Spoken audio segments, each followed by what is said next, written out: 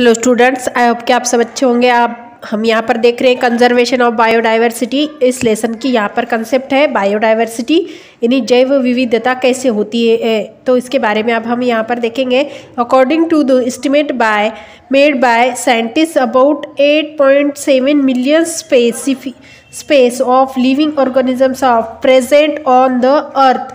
तो यहाँ पर जो है अकॉर्डिंग यानी एस्टिमेट यहाँ पर इतने समान होते हैं वैज्ञानिक की 8.5 बिलियन प्रकार के यहाँ पर लिविंग ऑर्गेनिजम्स प्रेजेंट होते हैं ऑन द अर्थ के ऊपर, यानी यहाँ पर मौजूद होते हैं। द प्रेजेंस ऑफ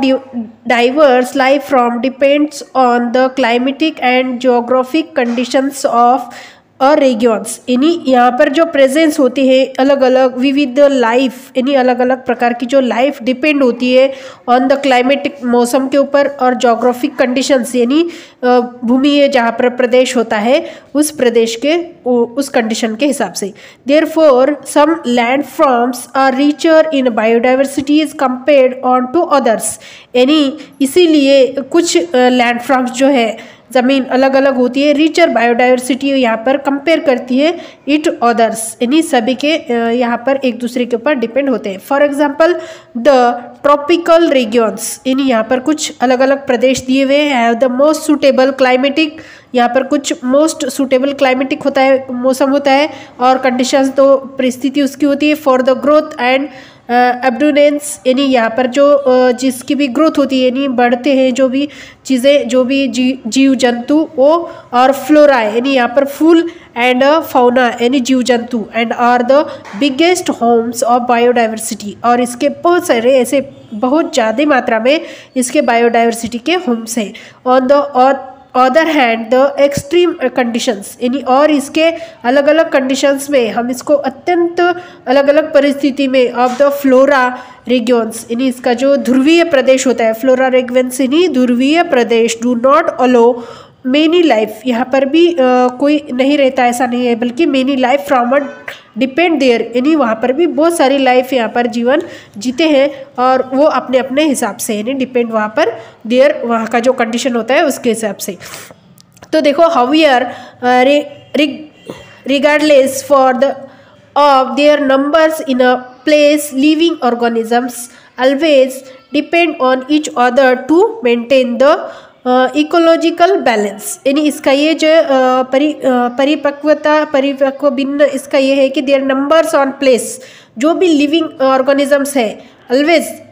जो भी लिविंग ऑर्गेनिज्म, जो भी जीवित जीव जंतु है वो ऑलवेज, यानी हमेशा किसी न किसी के ऊपर डिपेंड होते हैं, ऑन ईच अदर, यानी किसी के ऊपर डिपेंड होते हैं, मेंटेनिंग रखते हैं, यानी बनाए रखते हैं अपना मेंटेनिंग, और पर्यावरण इनको इकोलॉजिकल बैलेंस, यानी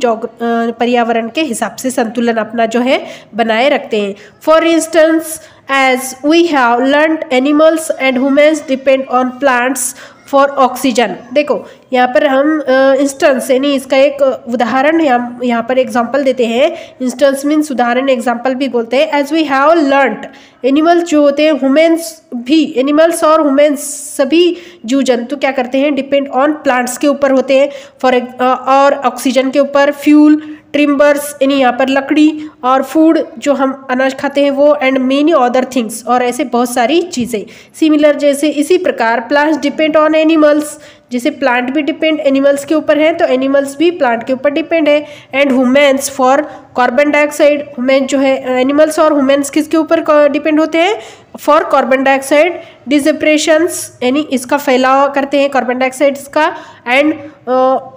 पोलिनेशंस, यानी इसका परागकण, फैलाव का जो परागकण है उसको कैसे फैलाना है ये, यानी यहाँ से दूसरा कैसा तैयार कर सकते हैं इसके बारे में।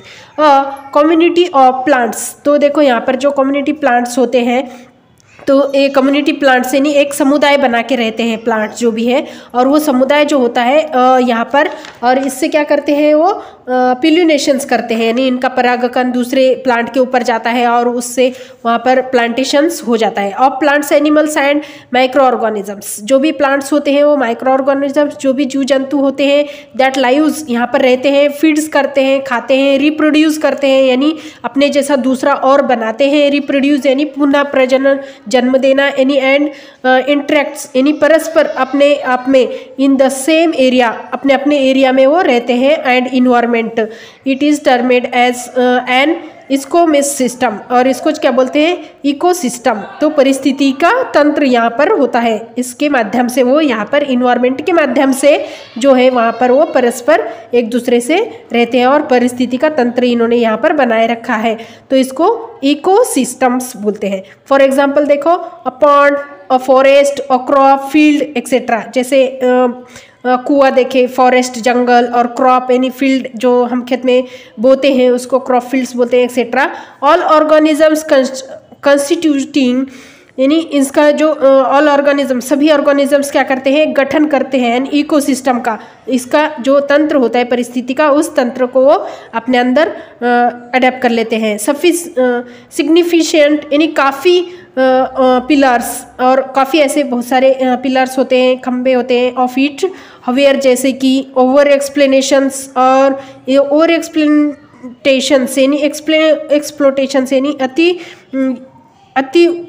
ज़्यादा करना, या फिर source by humans to fulfil यानी इसके बारे में जो ह्यूमन्स होते हैं ये इसका भी स्रोत जो है फुलफिल होता है यानी पूरा होता है। देयर नीड्स डिस्ट्रीब्यूट्स यानी एक दूसरे को कोई भी परेशान ना करे और अपने हिसाब से यहाँ पर रहे। द नेचर बैलेंस, और ये सब क्या है, नेचर ने दिया हुआ है, और हम जो है नेचर का ही बैलेंस जो होता है उसको हम अडेप्ट करना चाहिए। तो we therefore need to conserve of the biodiversity यानी इसीलिए हम लोगों को क्या करना चाहिए, नीड टू कंजर्व यानी बायोडाइवर्सिटी की संरक्षण करना हमारा कर्तव्य है। बायोडाइवर्सिटी के ऊपर हम डिपेंड है, और हमारे ऊपर बायोडाइवर्सिटी जो है, जीव जंतु जो है वो एक दूसरे के ऊपर कहीं ना कहीं डिपेंड है। तो देखो यहाँ पर ये जो एक इमेजिन दिखाया है देखो इस पिक्चर में, तो आप यहाँ पर देखकर आप समझ सकते हो कि एक दूसरे के ऊपर कैसे डिपेंड होते हैं और ये कैसे ग्रोथ करते हैं अपने अपने कंडीशंस में, अपने अपने रीजियंस में। Okay, thank you for watching, subscribe to my channel.